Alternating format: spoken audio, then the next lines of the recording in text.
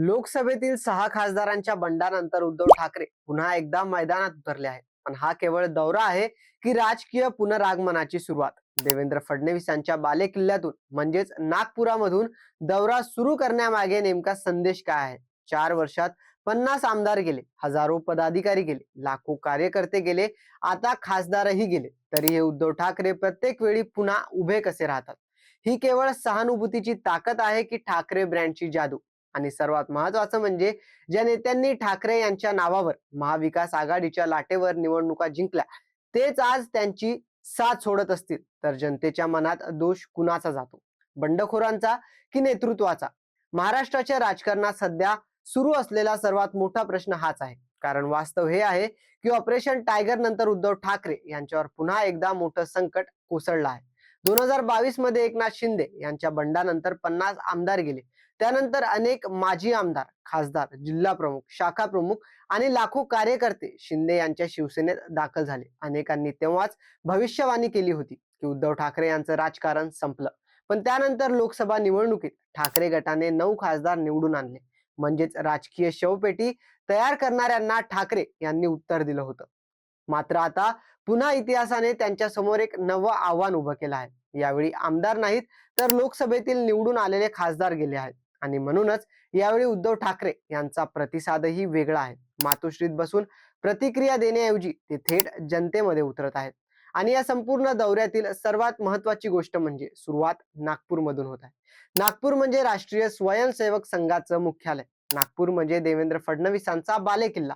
नागपूर म्हणजे विदर्भाचं राजकीय केंद्र. अनेक वर्षे उद्धव ठाकरे यांच्यावर एक आरोप होत होता की त्यांनी विदर्भाकडे पुरेसं लक्ष दिलं नाही. मुंबई, ठाणे, कोकण या पलीकडे त्यांचं संघटनात्मक लक्ष कमी होतं. पण आता तेच उद्धव ठाकरे विदर्भातून रणशिंग फुंकत आहेत. राजकारणात प्रतीक खूप महत्वाची असतात. नागपूरमधून दौरा सुरू करण्याचा अर्थ फक्त कार्यक्रम नाही, हा एक राजकीय संदेश आहे. मी अजून मैदानात आहे, मी लढाई सोडलेली नाही, हा संदेश. विशेष म्हणजे हा दौरा अशा काळात होतोय जेव्हा विधानसभेचं अधिवेशन सुरू आहे. सामान्यतः विरोधी पक्षांचे नेते अशा वेळी मुंबईत थांबतात, आमदारांशी चर्चा करतात, अधिवेशनावर लक्ष केंद्रित करतात. पण उद्धव ठाकरे यांनी वेगळा मार्ग निवडला. त्यांनी थेट त्या मतदारसंघांमध्ये जाण्याचा निर्णय घेतला जिथून खासदारांनी त्यांची साथ सोडली आहे. 26 जूनला नागपूर, त्यानंतर यवतमाळ, वाशिम, हिंगोली, परभणी, धाराशिव आणि शिर्डी. सलग 4 दिवस, सलग 6 मतदारसंघ. हा दौरा फक्त कार्यकर्त्यांना भेटण्याचा नाही, हा दौरा बंडखोर खासदारांविरुद्ध जनमत उभं करण्याचा प्रयत्न आहे. कारण राजकारणात जेव्हा लोकप्रतिनिधी पक्ष सोडतात तेव्हा दोन कथानक तयार होतात. एक कथानक बंडखोरांचं असतं तर दुसरं कथानक सहानुभूतीचं असतं. 2022 मध्ये जेव्हा 50 आमदार गेले तेव्हा सहानुभूती मोठ्या प्रमाणात उद्धव ठाकरे यांच्याकडे गेली. त्याचा परिणाम लोकसभा निवडणुकीत दिसला. आता पुन्हा तसंच काही चित्र तयार होत आहे. कारण यावेळेस परिस्थिती वेगळी आहे. हे खासदार कोणत्या ब्रँडवर निवडून आले होते? ते शिंदे यांच्या शिवसेनेच्या नावावर निवडून आले नव्हते. ते उद्धव ठाकरे यांच्या नावावर आणि महाविकास आघाडीच्या वातावरणावर निवडून आले होते. त्यामुळे सर्वसामान्य मतदारांच्या मनात एक नैसर्गिक प्रश्न निर्माण होतो. ज्यांच्या नावावर निवडून आलात त्यांनाच का सोडलं?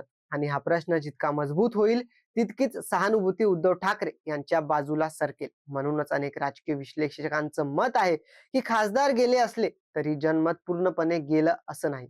उलट काही ठिकाणी जनतेमध्ये नाराजी वाढत आहे. कारण मतदाराला पक्षांतर कधीच फारसं आवडत नाही, विशेषतः निवडून आल्यानंतर लगेच झालेलं पक्षांतर. याच पार्श्वभूमीवर नागपूरमधील तयारीकडे पाहिलं तर शिवसैनिकांमध्ये उत्साह दिसतोय. बैठका सुरू आहेत, स्वागताची तयारी सुरू आहे. शिवसेना ही गद्दारांच्या जोरावर नाही तर निष्ठावंताच्या जोरावर उभी राहिली असा संदेश दिला जातोय. आणखी एक महत्वाचा मुद्दा म्हणजे उद्धव ठाकरे यांच्या प्रतिमेचा. गेल्या काही वर्षात त्यांच्या विरोधात सातत्याने एक प्रतिमा तयार करण्याचा प्रयत्न झाला. मातोश्री बाहेर पडत नाही, लोकांमध्ये जात नाही, कार्यकर्त्यांना भेटत नाही, संघटना सांभाळत नाही, असे अनेक आरोप झाले. पण आता हा दौरा त्या प्रत्येक आरोपाला उत्तर देणारा ठरू शकतो. कारण जेव्हा पक्षप्रमुख स्वतः गावागावात जातो, शाखांमध्ये जातो, कार्यकर्त्यांच्या घरी जातो, शेतकऱ्यांना भेटतो, तेव्हा त्याची प्रतिमा बदलते. लोकांना वाटू लागतं की नेता लढतोय, नेता प्रयत्न करतोय, नेता हार मानायला तयार नाही. आणि राजकारणात अनेकदा विजयापेक्षा संघर्षाची प्रतिमा जास्त महत्वाची असते. उद्धव ठाकरे यांच्या बाबत हे आधीही घडलं आहे. मुख्यमंत्री पद गेलं, पक्ष गेल्यासारखं वाटलं, चिन्ह गेलं, नाव गेलं, पण ते पुन्हा उभे राहिले. आज पुन्हा खासदार गेले, पुन्हा संकट आलं, पुन्हा ते रस्त्यावर उतरले आहेत. यामुळेच एक प्रश्न आता राजकीय वर्तुळात जोरात विचारला जातोय. इतकी पडझड झाल्यानंतरही उद्धव ठाकरे प्रत्येक वेळी कमबॅक कसं करतात? याचं उत्तर कदाचित एका शब्दात आहे: संघर्ष. कारण अनेक नेते पराभवानंतर गायब होतात, पण उद्धव ठाकरे प्रत्येक धक्क्यानंतर नव्या रूपात समोर येतात. त्यामुळेच त्यांच्याबद्दल सहानुभूती निर्माण होते. त्यामुळेच त्यांना अजूनही मोठा पाठिंबा मिळतो. अर्थात याचा अर्थ असा नाही की त्यांच्या समोरचं संकट संपलं आहे. संकट अजूनही मोठं आहे.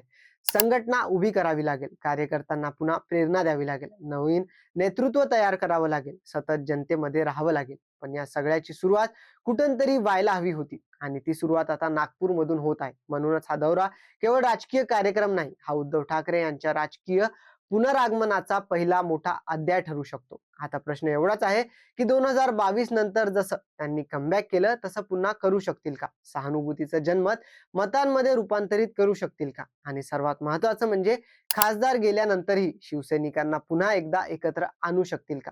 या प्रश्नांची उत्तरं पुढच्या काही महिन्यात मिळतीलच. पण एक गोष्ट मात्र निश्चित आहे: महाराष्ट्राच्या राजकारणात उद्धव ठाकरे यांना संपवण्याच्या घोषणा अनेकदा झाल्या, पण प्रत्येक वेळी त्यांनी नव्यानं उभं राहून दाखवलं आहे. आणि म्हणूनच आज नागपूरहून सुरू होणारा हा दौरा केवळ दौरा नाही, तर महाराष्ट्राच्या राजकारणात पुन्हा एकदा लिहिली जाणारी कमबॅक स्टोरी आहे.